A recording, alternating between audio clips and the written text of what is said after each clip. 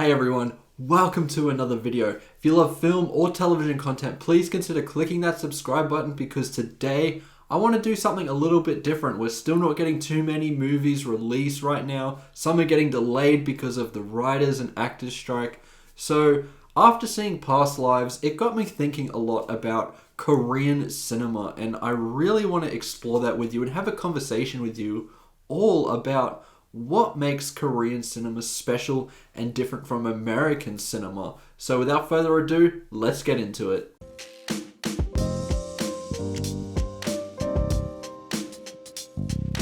As I have gotten more and more into film over the years, I've really wanted to explore international films, and Korean films were always the ones that I kept gravitating towards.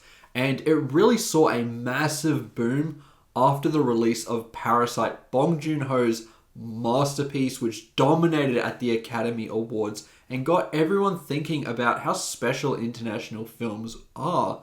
And from there, I explored a lot of Bong Joon-Ho's filmography, and it encouraged me to go deeper and find a lot of the classics that come from this very different style of filmmaking that still feels somewhat similar to how Americans tell their stories in films. I think what makes Korean cinema so special is the fact that it has kind of an innovative way of telling its narrative.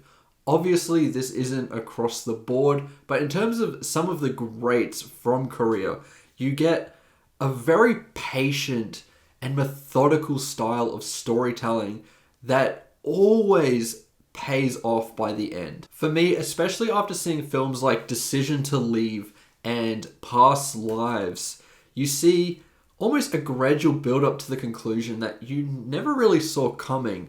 It kind of goes at a very steady pace. It keeps moving and then boom, it hits you with a heartbreaking, heart-wrenching, emotional, impactful conclusion that always leaves such an impression on you because it spends a lot of the time building characters and giving you the time to be familiar with them and enjoy them and empathize with them. And then when you hit the end and all of these emotions, all of this build up where we reach such an interesting and satisfying conclusion, it really means something. You know, with not all, but a lot of American films, there's this feeling of giving you some sort of instant gratification, whether it be just your generic blockbusters from Marvel or whatever's just going out at the moment, whether that's Dungeons and Dragons or something like that. They all want to give you something to chew off straight away. Well, Korean films really ask you to be patient and spend time and think. And I find that really satisfying to watch. A lot of the time, Korean cinema really wants to draw very large emotions out of you. Just recently, after seeing Past Lives, that film drew massive emotion out of me because, as I said, building towards this conclusion, it gives you enough layers and enough scenes to really keep you interested and intrigued as to what's going on. And once again, building that love and affection for these characters, and then we hit a moment right at the end that just leaves such a mark on you. Now, spoilers for Memories of Murder, which is a fantastic film from Bong Joon-Ho, which I highly recommend you check out. It kind of follows that almost to a T. Yes, it has some things going throughout it that really keep you intrigued and interested in this murder mystery that's going on. However, the final act of that film is, to me, the most memorable part of the movie. Some of the close-ups are just absolutely ridiculously good of Song Kang-ho. You see all this emotion on his face, and you just don't feel that emotion if it doesn't lay such a necessary groundwork beforehand. The same can be said for a film like Oldboy, which just re-released over in the US. This film is building and building. It has some action, sure. It does have interesting character moments and interesting enough scenes to keep you intrigued and really interested as to what's going on and fascinated to find out what the answer to all of this is by the end of the film. And then that third act hits and it just blows you away and rocks you to your core. And it's not like it doesn't happen in American cinema. It surely does. Plenty of times. David Fincher is really good at doing that. Zodiac, I think, is an excellent example of that.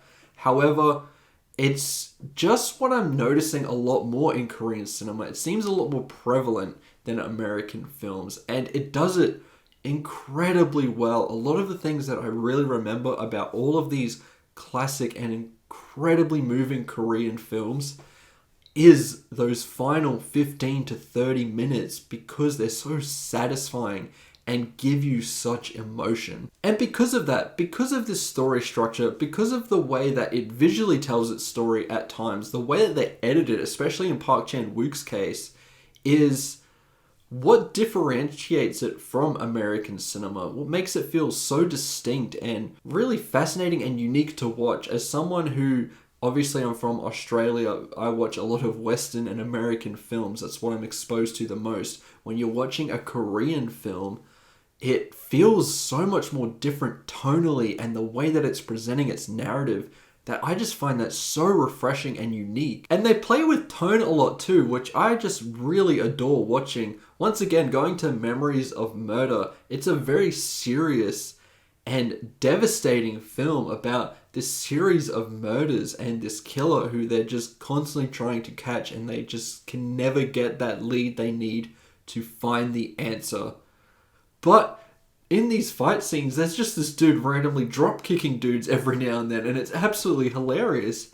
There's just moments like that that really spice it up and kind of give you a lot of levity without telling some stupid joke. It's very physical, and I really love that in terms of the performances. And you see that a lot in Korean cinema and acting. Song Kang-ho, probably the biggest superstar out of Korea, internationally at least, is so good at telling you so much just through his movements and actions, his facial expressions. While in a lot of traditional films here in the West, they're very more based in writing compelling dialogue, which still has a lot of merit. Films like The Social Network or anything from Quentin Tarantino is always so interesting and amazing to watch.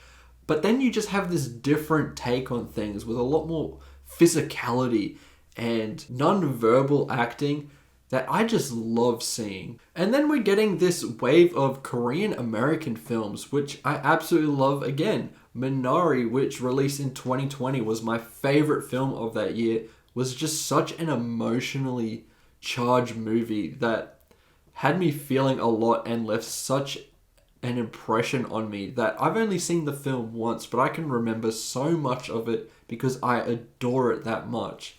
The same thing, as I said, can be said for Past Lives, which I'm considering putting as number one in terms of my movie of the year, because once again, it gives you a lot of emotion. It has a lot of heart to it that make these films so compelling and can capture an immigrant experience with so much empathy.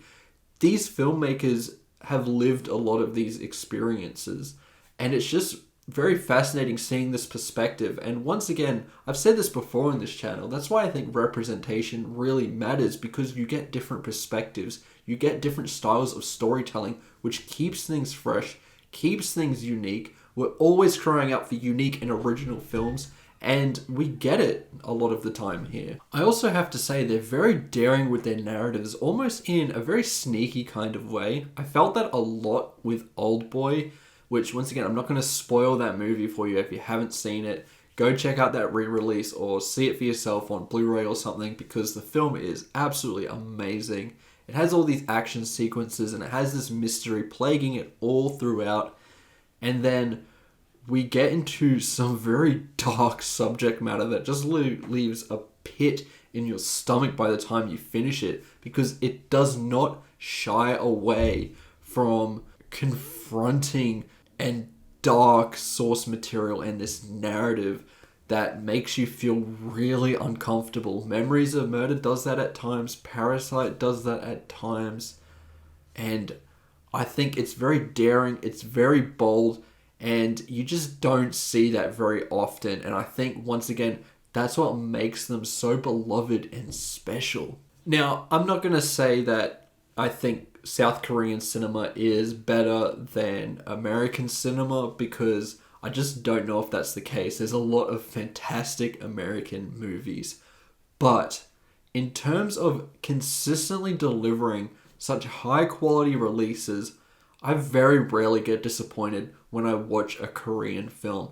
I'm always just enamored with the work that these directors have done in terms of creating something original, unique, with fantastic performances, usually great cinematography, innovative editing, that I think all comes together to make a very cathartic experience in the theater and makes you feel some kind of intense emotion by the time you hit the end of these films. With American films, because we get so many of them, some of course are generic, and then you get some that are absolutely amazing that can pull off the same effect. So I'm not saying one's better than the other by any means, but I am just making this video to say, go check out Korean films. If you do not watch international films at all, I think stepping into a lot of Korean cinema is a very great way of opening your mind a little bit to more international films. There's that famous line from Joon-Ho: once you overcome the 1-inch barrier of subtitles, you'll be introduced to so many amazing films. And that is so true. And to be honest, when you're watching an international film, usually about 10 to 15 minutes in, you stop noticing the subtitles because you're just engrossed in the film. Now, I want to know, I'm not a complete expert in Korean films. I've pretty much seen a lot of the greats. There's still some that I need to see, such as The Handmaiden. I need to finish Bong Joon-ho's filmography. I've seen most of them. There's a couple that I still need to see. There's plenty of stuff out there. Burning, I haven't checked out yet. And I just cannot wait to do that. But I want to hear if you have seen a lot more than me, and I'm sure there's plenty of you out there. Give me your recommendations. I really want to check out as much as I can. And if you're new to this style of filmmaking, start with ones like Parasite, which I think really open your eyes up to that form of storytelling. It's so riveting that I just think it's impossible for you to not like that movie. I think that's an excellent start. And then just completely go sicko mode. Check out Park Chan-Wook's filmography. Check out some of these A24 Korean films. There's plenty of stuff out there for you to see. And I definitely think starting there will get you on the right track. Anyway, I just wanted to get my thoughts out there on Korean cinema. I cannot praise it enough. Let me know what your thoughts are towards this art form in the comments below. Remember to like and subscribe, and I'll see you in the next one. Goodbye.